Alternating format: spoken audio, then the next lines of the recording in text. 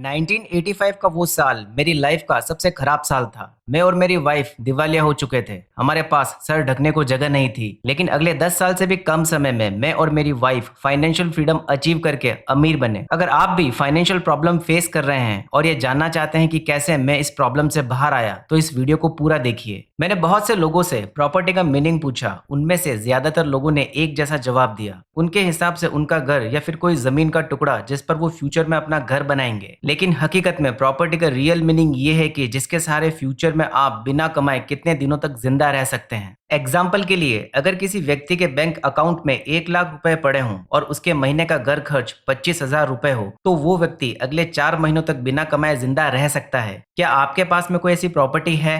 Robert कहते हैं, मैं और मेरी वाइफ ने फाइनेंशियल फ्रीडम अचीव करने के लिए अप्रोक्सीमेटली 10 साल का समय लिया। जब हम रिटायर्ड हुए तब मेरी एज 47 ईयर्स और मेरी वाइफ की एज 37 ईयर्स थी। हमारे पास कोई म्यूचुअल फंड नहीं था और ना ही हमने किसी कंपनी के शेयर्स खरीदे थे। आई नो आप लोग बहुत ज्यादा एक्साइटेड होंगे ये जानने के लिए कि ये लोग अमीर कैसे बने। रॉबर्ट कहते हैं, हमारी प्लानिंग बहुत आसान थी। सबसे पहले अपना बिजनेस बनाओ। स्टेप 2, अपने आप को सैलरी देने के बाद दोबारा अपने ही बिजनेस में री इन्वेस्ट करें और उसे ग्रो करें। स्टेप 3, रियल एस्टेट प्रॉपर्टी खरीदो। हम लगातार अपने बिजनेस को ग्रो करते, खुद को सैलरी देते और प्रॉपर्टी खरीदते जाते। हमारी ज्यादातर प्रॉपर्टीज रेंटल प्रॉपर्टीज होती थी। बिजनेस इनकम के साथ रेंटल इनकम से हमारा कैश फ्लो बहुत ज्यादा हाई था। आज की डेट में हमें काम करने की जरूरत नहीं है, हम सिर्फ मजे के लिए काम करते हैं। कई लोग मुझसे पूछते हैं, आपने सबसे पहले अपना बिजनेस क्यों बनाया? मेरा पहला जवाब होता है, किम और मेरे लिए अमीर बनने का सबसे अच्छा तरीका बिजनेस बनाना था। मेरा दूसरा जवाब होता है, बिजनेस में हमें बहुत सारा टैक्स बेनिफिट मिलता है जिससे हम और भी ज्यादा पैसा बचा पाते हैं। और मेरा तीसरा जवाब होता है, ज्यादातर अमीर लोग बिजनेस बनाने और रियल एस्टेट प्रॉपर्टी में इन्वेस्ट करने की योजना पर काम करते हैं। बहुत से लोग मुझसे पूछते हैं, मैं किस तरह रियल एस्टेट प्रॉपर्टी खरीद सकता हूँ जबकि मेरे पास किराया चुकाने के बाद मुश्किल से पैसे बचते हैं। इस पर मैं कहता हूँ, अपने दिन की नौकरी के साथ पार्ट टाइम बिजनेस बनाना शुरू कर दो। एक बार जब आपका बिजनेस अच्छा पैसा बनाने लगे,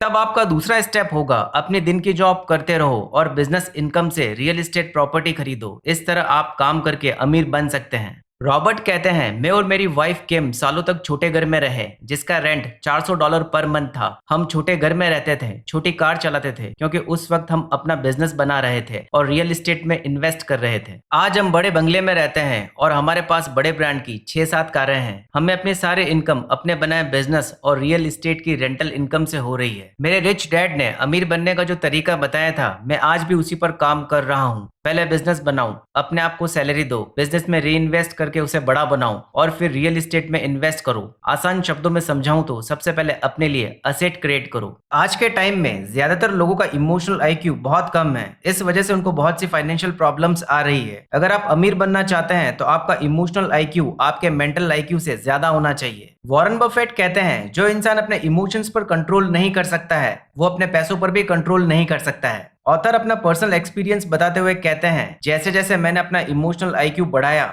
वैसे वैसे मेरी लाइफ और ज्यादा इंप्रूव हो गई। जब मैं मरीन कॉर्प में था उस वक्त मैं बहुत ज्यादा आक्रामक था। मेरे वियतनाम से लौटने के बाद मेरे रिच डैड ने मुझसे कहा, तुम्हारे इसी गर्म स्वभाव और आक्रामक रवैये के कारण तुम वियतनाम में जिंदा रह पाए, लेकिन तुम्हारा ये एग्रेशन तुम्हें बिजनेस वर्ल्ड में मार डालेगा। अपने फाइनेंशियल आईक्यू को ठीक करने से पहले तुम्हें अपना इमोशनल आईक्यू ठीक करना पड़ेगा। रॉबर्ट कहते हैं, इसके बाद मैंने अपने इमोशनल आईक्यू पर काम करना शुरू किया जिसका रिजल्ट यह हुआ कि मेरी बिजनेस स्किल्स इंप्रूव हो गई। इसके साथ ही मेरी इन्वेस्टिंग स्किल्स और हेल्थ में भी काफी सुधार हुआ।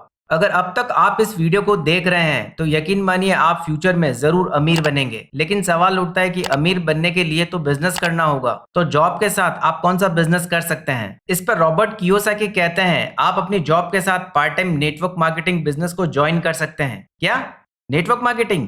नहीं, मैं नहीं करने वाला नेटवर्क मार्केटिंग। खैर, रॉबर्ट कियोसाकी ने ऐसा क्यों कहा, आइए जानते हैं। रॉबर्ट कहते हैं, नेटवर्क मार्केटिंग बिजनेस एक बढ़िया जगह है जहां पर आप खुद को बेहतर तरीके से जान पाते हैं और अपने आप को इम्प्रूव करने पर मेहनत करते हैं। इसके अलावा नेटवर्क मार्केटिंग बिजनेस का एक एडवांटेज ये भी है कि ये आपके इमोशनल आईक्यू को इम्प्रूव करता है, जिस वजह से आपकी दूसरी स्किल्स भी इम्प्रूव होती है, जैसे बिजनेस स्किल्स, इन्वेस्टिंग स्किल्स और सेल्स स्किल्स। नेटवर्क मार्केटिंग शुरू करने से पहले आप किसी कंपनी में एम्प्लॉय होते हैं, लेकिन इसे ज्वाइन करने के बाद आप सेल्फ एम्प्लॉयड हो जाते हैं और अगर आप आने वाले कुछ सालों तक इसमें काम करते हैं तो आप बेहद बेहद सफल नेटवर्कर बन जाते हैं। इससे होने वाले इनकम को आप रियल एस्टेट में इन्वेस्ट करके अपने लिए प्रॉपर्टी क्रिएट कर सकते हैं। नेटवर्क मार्केटिंग ही एक ऐसा बिजनेस है जिसमें आपके आसपास का हर एक व्यक्ति आपको आगे बढ़ने के लिए मोटिवेट करता है, क्योंकि आप ये बिजनेस पार्ट टाइम कर रहे होते हैं। इस वजह से आपकी मेन जॉब पर कोई खतरा नहीं होता है। इस बिजनेस में आपको हर बार नए लोगों से मिलने का मौका मिलता है, जो काफी अच्छा है। रॉबर्ट कहते हैं आप बहुत कम पैसों में इस बिजनेस को शुरू कर सकते हैं और इससे इनकम भी जनरेट कर सकते हैं। किसी अच्छी नेटवर्क मार्केटिंग कंपनी को ज्वाइन करने से पहले उस कंपनी के बारे में थोड़ी इंफॉर्मेशन कलेक्ट कर लें।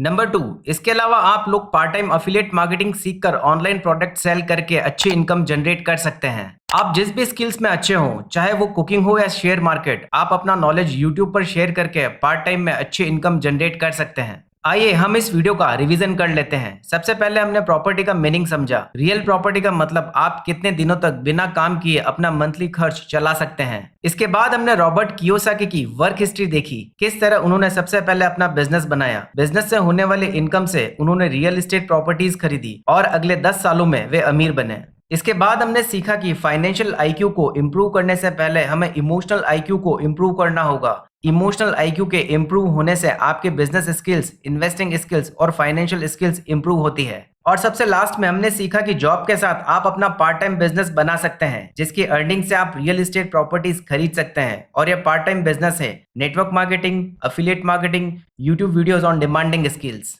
आई होप ये वीडियो आपको बहुत अच्छी लगी होगी। मेरे इस काम को सपोर्ट करने के लिए इस वीडियो को जरूर लाइक करें, हमारे चैनल द फोकस माइंडसेट को जरूर सब्सक्राइब करें और नोटिफिकेशन बेल को भी ऑन कर दें। शेयर कीजिए इस वीडियो को अपने फ्रेंड्स और फैमिली मेंबर्स के साथ, ताकि वे भी इस नॉलेज का फायदा उठा सकें। ये सारी बातें मैंने आपको बिजनेस स्कूल बुक से बताई है, जो बहुत ही अमेजिंग बुक है। इस बुक को पढ़ने से मुझे काफी फायदा मिला है। ये बुक हिंदी और इंग्लिश दोनों में अवेलेबल है। मैं आपको पर्सनली ये एडवाइस देना चाहूंगा कि इस बुक को आप जरूर पढ़ें। अगर आपके पास बुक्स पढ़ने का बिल्कुल भी टाइम नहीं है तो डोंट वरी, मैं ऐसे ही अमेजिंग बुक्स की समरीज आपके लिए हर सप्ताह अपलोड करता हूँ, जिसको देखकर आप अपना नॉलेज इंप्रूव कर सकते हैं। अगर आप इस बुक को खरीद कर पढ़ना चाहते हैं तो लिंक मैंने डिस्क्रिप्शन बॉक्स में दे दी है, आप वहां जाकर चेकआउट कर सकते हैं। मिलते हैं अगले वीडियो में, तब तक के लिए जय हिंद, जय भारत।